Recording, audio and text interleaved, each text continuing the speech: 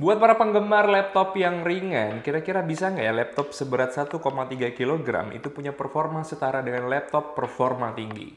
Laptop ini udah dibekali dengan Intel Core H Series dan punya desain yang premium dengan bahan aluminium, ditambah layarnya sudah touchscreen dan punya sertifikasi Intel Evo. Kira-kira Acer Swift Go 14 Touch ini hadir dengan tanpa kompromi?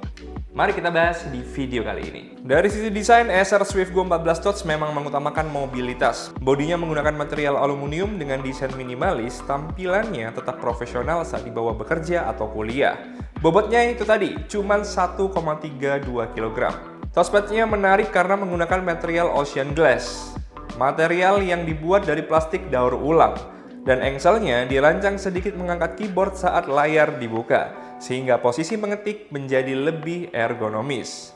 Layarnya menggunakan panel IPS touchscreen 14 inch beresolusi WUXGA 1920x1200 dengan rasio 16:10. Area kerja terasa lebih luas dibanding layar 16:9 dan sudah mendukung 100% sRGB dengan kecerahan hingga 400 nits. Yang perlu diperhatikan, refresh rate-nya di sini masih 60 Hz. Jadi untuk office, browsing, desain atau editing bukan masalah besar. Tapi buat yang sudah terbiasa dengan layar 120 Hz di smartphone atau laptop gaming, perbedaannya pasti bakal terasa. Di bagian atas layar tersedia webcam QHD dengan 1440 pixel, lengkap dengan fitur AI noise reduction, auto framing, dan eye contact. Nilai plus yang cukup nyata untuk meeting online dan presentasi online. Acer Swift Go 14 Touch juga tersedia dalam pilihan Intel Core i5 13500H maupun Core i7 13700H. Keduanya sudah bersertifikasi Intel Evo, artinya laptop ini dirancang untuk memberikan performa tinggi sekaligus tetap responsif dan efisien untuk penggunaan sehari-hari. Konfigurasinya sudah menggunakan RAM LPDDR5 dengan 16 GB dual channel dan SSD NVMe Gen 14 1TB. Bahkan masih tersedia slot tambahan untuk upgrade penyimpanan.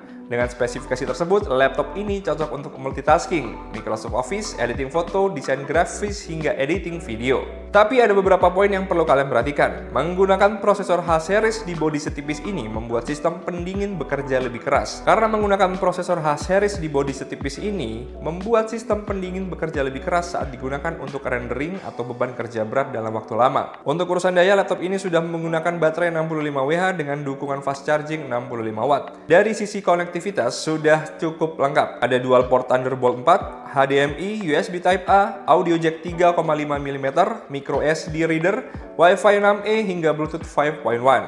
Untuk kebutuhan presentasi maupun bekerja sehari-hari, pilihan portnya yang tersedia sudah sangat fleksibel tanpa harus bergantung pada dongle tambahan. Kalau dari secara keseluruhan, nilai jual utama dari laptop ini punya desain premium, bobot yang ringan, Core H Series 16 GB dan punya penyimpanan SSD 1TB.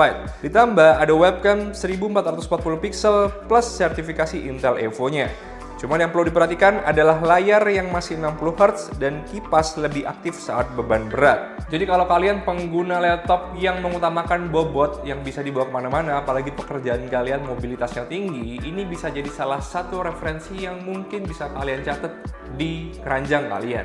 Tapi kalau kalian fokus pada performa yang tinggi, aku lebih menyarankan untuk bisa upgrade di laptop di atas Acer Swift Go 14 ini. Karena itu tadi, dengan bodi setipis itu dan performa yang sudah H-series ya, jadi high performance, kemungkinan fan-nya akan bekerja lebih keras. Meskipun ada twin air yang tadi disebutin, menurutku akan sedikit mengganggu dengan suara fan yang udah sangat keras seperti itu.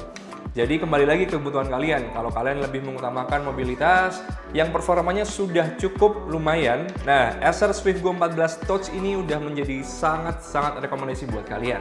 Menurut kalian gimana review laptop kali ini? Kalau kalian suka sama video seperti ini, jangan lupa like, komen, dan subscribe serta nyalain lonceng di bawah supaya kalian tahu video terbaru dari kita. Sampai ketemu di video berikutnya. See ya!